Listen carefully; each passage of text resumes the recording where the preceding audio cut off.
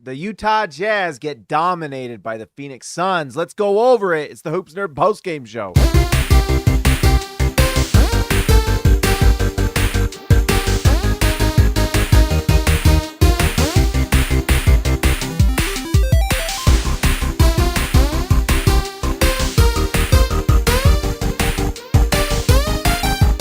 All right, guys, before we get started, let's just give a shout out to Prize Picks. Make sure if you haven't already, go to prizepicks.com, use promo code HoopsNerd, and sign up today. They will match up to $100. I should have avoided this one. I went in on Kevin Durant and Lauri Markkanen. I should have guessed you can't go in on a game that's the third game in 4 nights. But anyways, it's a lot of fun. I still had fun watching my Prize Picks. Go sign up today.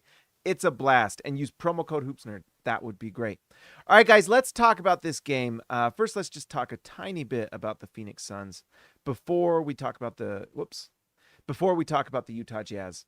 If you didn't know, the Phoenix Suns were playing without Devin Booker and Bradley Beal, so this was not the greatest look for the Utah Jazz. For them to lose this game, not great.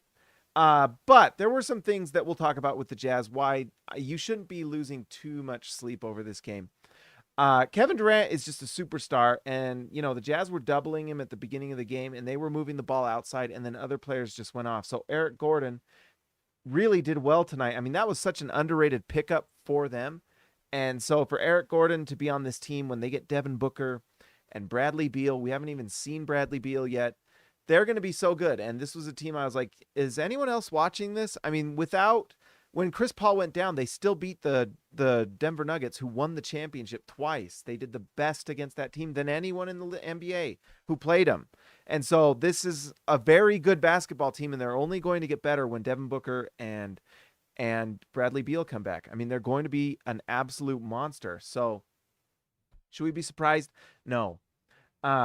That's all I got on the Suns. Good for Suns fans. You're going to be really good this year. You've got 3 incredible players. 2 of them are potential MVP, candidates. So good for the Suns. They're going to be really good. The Utah Jazz were not good tonight. All right. I had some theories that we got to go over. And, the Jazz get dominated tonight. And this probably isn't going to be the longest video, but we're still going to talk about it because that's what we do. But the Jazz come into this one, and it's really annoying for the NBA to do this, but this was the 3rd game in 4 nights for the Utah Jazz. By the way, I really worked on the green screen. For whatever reason, my OBS went weird, so that's why there's this filminess to it. I don't know why. So I tried to fix it, but whatever. Anyways, the way the NBA set up this schedule for the Jazz for these first 5 games is absolutely ridiculous. The Jazz schedule in the first 5 games is brutal. You're playing the Kings, then they play who'd they play last game? They played a good team last game. I can't even remember. Oh, the Clippers. And then tonight they play the Phoenix Suns. And it doesn't get easier. Yeah, let's look. So next they're going to, and I think did the Grizzlies win tonight? I didn't see. But the Jazz are then going to play after tonight. Let's see. Oh my gosh. Is this the right season? October 28th, Phoenix Suns. Okay, so this is who they played tonight. Why is this thing set up like this? The NBA does stupid things. Anyways, guess what? Then, next game, you get no rest. Next game, you're playing against the Denver Nuggets on the 30th. And then after that, you get to play the Memphis Grizzlies. This is going to be a little bit easier. They're missing guys. They're not playing the best basketball. So this is a game the Jazz should be able to take if they play well. But they start these first 4 games for the Jazz, and it's 3 games in 4 nights. And the last 2 is a back-to-back with the 4th one on the road. I mean, what did we expect to happen in this game? If you were expecting a win, if you were betting the Jazz, you were not going to win tonight. If anything, tonight would have been the most sure loss for this Jazz team ever. And I know they didn't have Devin Booker or Bradley Beal, but I tell you what, the Phoenix Suns looked at this game too and said, wait, they're playing 3 games in 4 nights? We're resting, okay? And they still won with ease. And part of that was the Jazz were just out of sync. So that's one reason why the Jazz lost this game. Now, they played terribly, but that could be some explanation for it. The other thing is they're playing a really good Suns team who has more time together and has got Kevin Durant, who's an MVP caliber player. He just is. And so that creates impressive advantages for that team. So that's part of it. Those are the excuses. Now, if you think the excuses are okay, then I'm happy. But there's some things that were really apparent tonight. Let's talk about, I guess, should we talk about the good news first or the bad news? I guess we'll just go through like we do. John Collins played pretty well tonight. Again, he continues to play solid for the Jazz. I know you see these big plus minus numbers. I don't think I would pay too much attention to this because he's playing well. But yeah, 11 points, 10 rebounds, another double-double for John Collins in just 28 minutes. Lauri Markkanen hit 5 for 7 from 3. Fantastic stuff. 3 rebounds, 19 points, but it was the third game in 4 nights. This Jazz team was so tired and just out of it by the end of the game that it was over. So not a lot to say beyond that. Walker Kessler, I don't know what's going on with Walker Kessler. I almost did the over on his prize picks, and I was like, no, I'm not going to do that. And I almost hit on Markkanen and Durant, even with this horrible night. Next time I'm staying away from the third game in 4 nights. That's just going to be a rule. But anyways, 2 points, 5 rebounds. He did get 1 block shot. He looks out of sync. I don't know what it is. And there was that moment where he like dropped the ball near the basket and he walks away and he looks and you can read his lips. He says something like, I can't even catch the effing ball. Something's going on in his head right now. I think he's in his own head a little bit. And I think and I've got some theories. We're going to go over them when we get to Mr. THT. But I think there's stuff going on with this Jazz team. I think there might be some sort of, I don't know what's going to go on, but there's something going on. You can just tell. The vibes are, as the kids say, the vibes are off. The vibes aren't good. As good as they were to begin the year, there's some things going on that make me go, man, I don't know what's really the issue here, but I think there's some stuff going on with maybe some sort of move. I don't know. Jordan Clarkson, he makes the heroic winning shot last game. His shot was not falling last game, by the way. And tonight, 3 for 10. He was 33% from the field last game. So the shot has not been falling. He did hit the big time shot last game and did defend, but this is probably tired legs for him. I'm not going to beat him up too much, but 5 turnovers, 2 assists. Not a great game. But who did have a good game for the Jazz tonight, honestly, if you go through the list? Jake C. Yes, Jake C. can. Will Key get our next triple-double? He might, but he's got to get some minutes. And can he get some minutes with, not THT and Colin Sexton on the floor? My gosh, I am so tired of watching it. I am over it. And let's just get into it. 16 minutes for Talen Horton-Tucker. And they were 16 of some of the worst minutes of the season. They were so bad. The Jazz have to make a trade. I tweeted about it during the game. I mean, I think the Jazz are showcasing him. At least I hope so. That's what gives me hope. Because if they're not showcasing him and they're just playing him because they think he's the best option to win, I might lose my mind. But I think they're showcasing him to trade him. That's what I think has happened. That's the only explanation to me that makes sense. Because the way he has played has been so bad. And tonight was no exception. Really, really bad. Now, he gets the same excuse as everyone. It's the third game in 4 nights. He's starting. He's been playing pretty good amount of minutes. Although last game he only played he played less minutes than Keonte George last game, I believe. And he plays 16 tonight and was terrible again. I mean, absolutely. Why didn't I go on the under on this? Look at this. 4 points, 1 assist. Are you kidding me? Are you kidding me? Absolutely terrible. But the numbers, it feels even worse than these numbers show. He is not setting up anyone else in any way. It's so bad right now. And it's no better with Colin Sexton. The numbers are liars. 6 assists, 14 points. I can't stand watching him play basketball. I can't do it. It's really hard. Off the bench, okay, I can see moments, but as a sixth man who scores the ball, fine.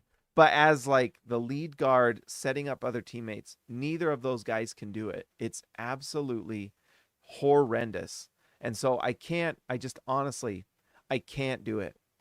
So anyways, during this game, we saw so much bad point guard play from Talen Horton-Tucker and Colin Sexton that it absolutely is getting to the point now where I'm wondering if it's going to start causing problems You can just tell this team is not happy with a few things. There was one play where I saw Jordan Clarkson got the ball and he looked off Colin Sexton. And the way he looked at Sexton was like, I can't get the guy this ball because if he does, it's just another shot for him. And that's kind of what we're seeing with Colin Sexton. No one is more okay taking their shot than Colin Sexton.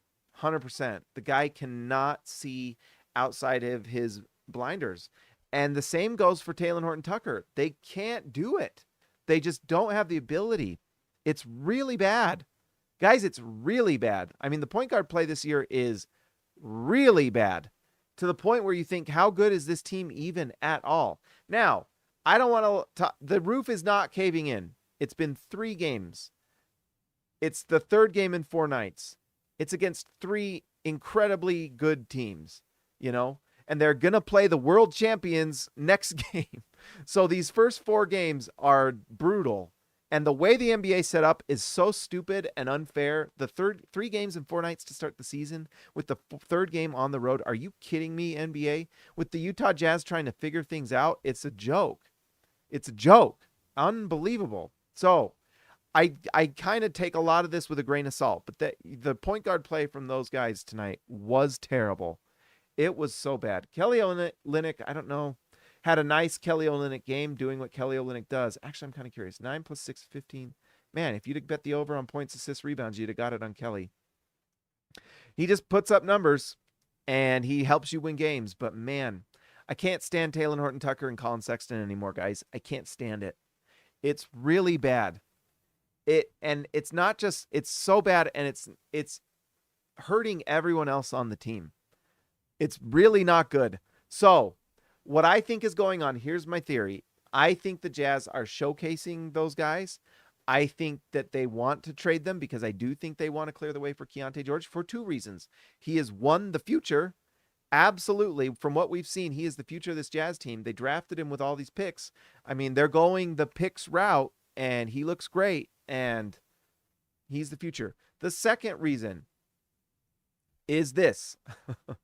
I think that Taylor Horton Tucker and Colin Sexton both know that their names are out there. I have no clue. I haven't heard anything. But I think they know that their names are out there, and they're playing like guys that are trying to get theirs to keep their numbers up. Right? I think they know they're probably not the future. Colin Sexton started that first game with Taylor Horton Tucker. It was so bad. And I think if any team out there wants one of these guys for a reasonable amount, they're going to get moved. I think that's what's going on. And so I think it's having a reciprocal effect on this entire team. I think other players also know it. And so it's like frustrating, but what can you say? You still have to go out there and play your best. But when you go out there and you see Taylor Horton Tucker and Colin Sexton just bulldozing to the rim without any sort of plan or any sort of, like with Colin Sexton, it's absolutely to the point. I mean, I know he got 6 assists, which is wild to me. It makes me want to watch them to see if that's real. Like, is this the Zapruder film? What actually happened here? How did this even happen? Because every time he goes to the basket, it's like with no passing is not on the docket. It's not on the menu when Colin Sexton is going to the rim. It's one item. It's In-N-Out burger. You're getting the burger. It's just what type of burger is it going to be? Okay. It ain't the Cheesecake Factory menu when Colin Sexton's going to the rim. Okay. It's not that. There is not a lot of choice. You're getting a burger. It's just a question of whether it's a good burger or not. And if you don't like burgers, well, tough cookies. Here's a double cheeseburger. Okay. But I think it's having a reciprocal effect. And I think it's to the point now where it's starting to really hinder and hurt other players. Like, I think it's actively hurting Walker Kessler and his confidence. One thing I did like to see from Walker Kessler, he's taking those threes, and they look pretty good to me. Honestly, they look pretty good. And I don't want him to lose confidence. I want him to keep shooting them because it's a big part of this Jazz team's future and their ability to score the ball in a myriad of ways. But the stuff with pick and roll, he doesn't get the ball inside ever in an easy way. It's bad. It's really, really, really bad. And I think it's honestly one of the major reasons why this Jazz team is struggling so much. It's bad. Guys, it's really bad. The guard play from THT and Colin Sexton has been horrible. I don't know why Ochai, he took a knee he went knee to knee with someone and he was guarding Kevin Durant tonight. The Ochai minutes have not been great this year. And I know he's been really confident, but man, I don't know what's going on there. I think this might have been just because of injury and the Jazz are like, we're not hurting you on a game we're probably not going to win. So that's what I'm guessing this was, but he only plays 6 minutes. Doesn't really impact anything. He did get one block shot, which is cool, but takes 1 3, misses it. It's really bad. Chris Dunn, we're starting to see a little bit why he was not playing quite as much and why sometimes the preseason you should take things with a grain of salt. And he's struggled a little bit. That floater shot is not as easily coming to him as it was in the preseason or at the end of last year when the Jazz were tanking and playing teams near the end of the year that weren't trying quite as hard. But you know what? I would much rather have Chris Dunn on the floor than Colin Sexton and THT every day of the week. For 2 reasons. We're doing that. We're doing multiple reasons tonight. I don't know. First reason. Reason A. is he passes the ball. And he's a better playmaker than those guys. I mean, I don't even know what his assists are. 3 assists in just 19 minutes. But you know what? He didn't have the ball in his hands quite as much as Keonte, but it just looks the flow's a little better. His 3-point shot that he took didn't fall. And he's struggling to get his shot off. Sorry, it's late. I hate that I yawn on these. But anyways, it's 2 for 7. It's tough for him to get that shot off in the paint. We've been noticing how much of a problem that is. So it's tough right now for him. The other thing, Keonte. Oh, well, no, we're not going to intro to Keonte like that.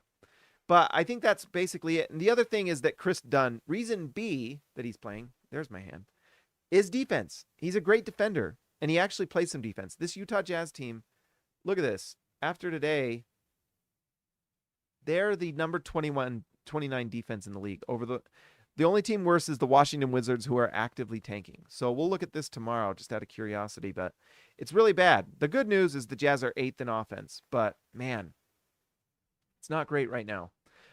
So sometimes, I don't know.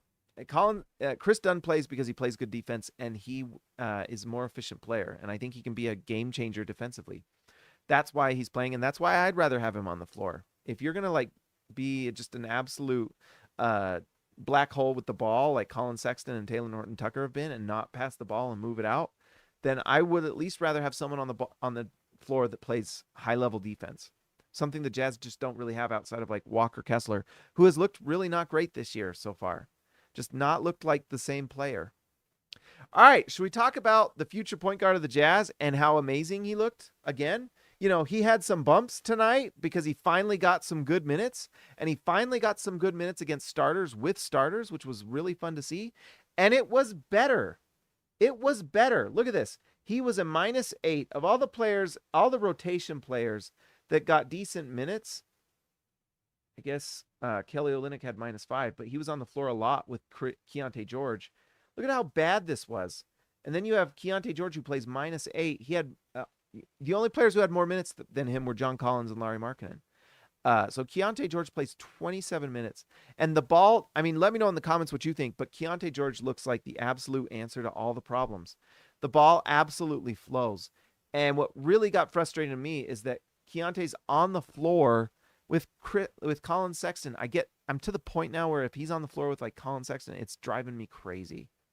It's driving me nuts because Colin Sexton is out there trying to get Colin Sexton points and minutes and Colin Sexton stats, and it's hurting the team 100%. And so I want to see Keonte George out there. He makes so many plays every game where I'm just like, there it is. He's amazing. He's awesome. I mean, tonight, look at this. 7 rebounds, 6 assists. He scores 12 points. He's he's threatening a triple-double, and he's and this was a game that by the end you could tell every single player was checked out, but 4 for 12 from the field, 2 for 8 from 3. When this shot, I mean, we know this shot is going to start falling, and that's going to be one of the things that gets better as he plays more and just gets more comfortable, kind of learns his place in the offense. That will get better, 100%. But when he's just kind of getting shots within the chaos that is playing with THT and Colin Sexton, how do you expect him to find any sort of rhythm? You know, there's no rhythm. It's street ball out there, and it's not good. You know, Colin Sexton and Taylor Horton-Tucker, I've seen enough. I've seen enough. You know, here's what I think is going to happen. I think Taylor Horton-Tucker's starting with Jordan Clarkson again next game. We'll see how it goes, but it's against the Denver Nuggets. The Jazz are not winning that game. If the Jazz win that, I mean, never say never. The Jazz beat the Nuggets last year. If the Jazz win that game, that will be nuts. But don't bet on it. Don't bet on it. The Nuggets are playing really good basketball right now. They are much better than they were at the beginning of last year, and obviously because they're champions. The Jazz aren't winning that game. They're going to start 1-3. But what I think they're going to do is then after that, things lighten up a lot. They play the Memphis Grizzlies, who are without Ja Morant and don't look very good. They're without Steven Adams, so they don't have the big next to Triple J that they want. So the Jazz have a chance to really make hay, and I think that's the time where you make the move, where you say, it's now time to turn it over. We've seen enough. We haven't gotten the trade we wanted, but the trade's not going to be there. You know, are you really going to go to trade deadline waiting for a move for THT and Colin Sexton? No. At a certain point, if the Jazz really are trying to win this year, they have to play Keonte George.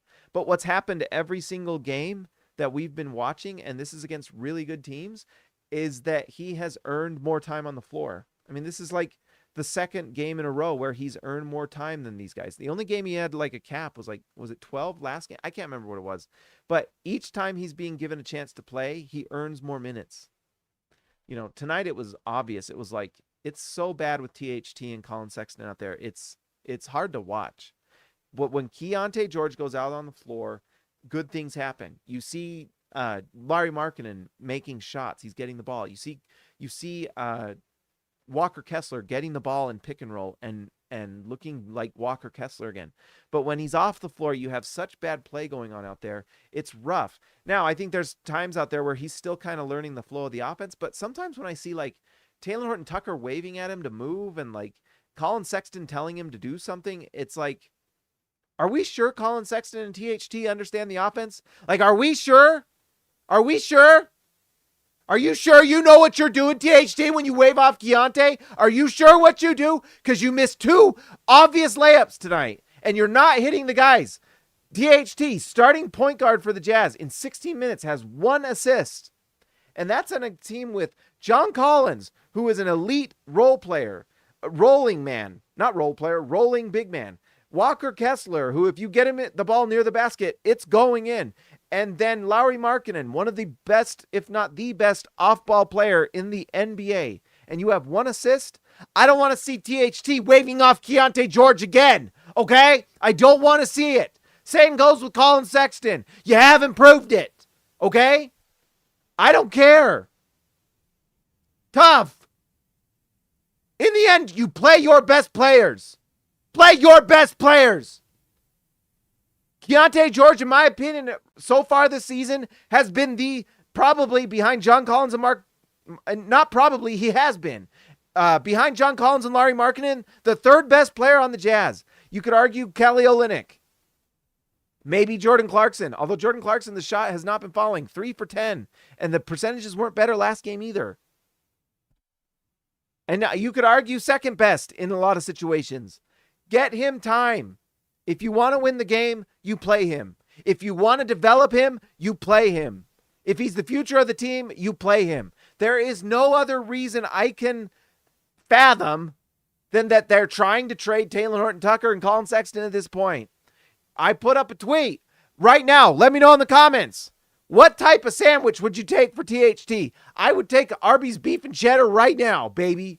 Give me that cheese, melty cheese on the beef and that nice melty bun.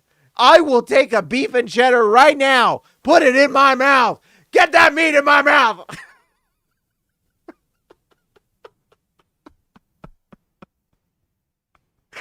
Oh, man. Anyways, guys, that's all I got to say. It was terrible. It was so bad. And then they give 18 minutes to Simone Fontecchio, probably because they knew they lost the game. I don't know. Anyways, guys, let's give a shout out to the All-Stars tonight. And also, if you're new here, make sure you like and subscribe. If you're a Jazz fan, what are you doing? How come you haven't subscribed yet? How come? How come? I've lost my voice from these last 3 games. And I'm going to get myself mad and worked up. Sometimes I wonder if I yell too much, but man, THT will do that to you, man. But yeah, if you're new here, you're a Jazz fan, and you're not liking and subscribing, what are you doing? We just talked 25 minutes after that. Are you kidding me? Are you kidding me? Are you for serial? Are you for serious? Are you crazy town? All right, let's give a shout out to our all-stars. Let's give a shout out to Ezekiel Raicibe, the man for none other. Jake, yes, Jake C. Can. Christian House Money to Haas. See ya, Lexa later. Built Ford Tough, Alexander Tufts, Jorge Arrizaga, mi amigo de bajo. Jordan the Go Best Roll, TGD Total Game Domination. Tyson Price, The Price is Right. Austin R. Grant, Editor Extraordinaire. DWCB, Darren Williams, Carlos Boozer. Patrick Akubo, The Connoisseur.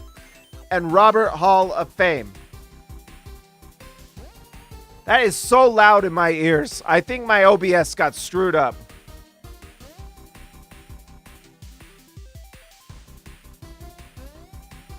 There we go. Man, that is so loud in my ears.